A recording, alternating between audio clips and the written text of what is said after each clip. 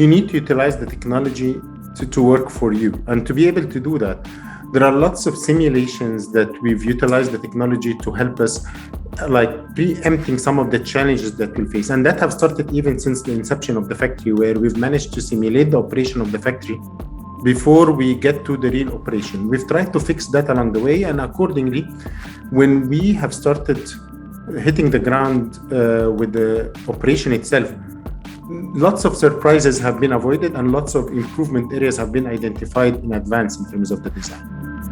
The design have been built to optimize actually that through technology. So through optimization of the line sizes, of the way we do the changeover, we've managed to reduce the water consumption or the usage by 15%. And we've managed to do a changeover that's one of the fastest in the world. And we keep improving on it. It's not the end of the way. That gives you an edge in terms of serving your customer, as well as utilizing less power and energy while you're doing that, optimizing your water content and recycling as much as you can.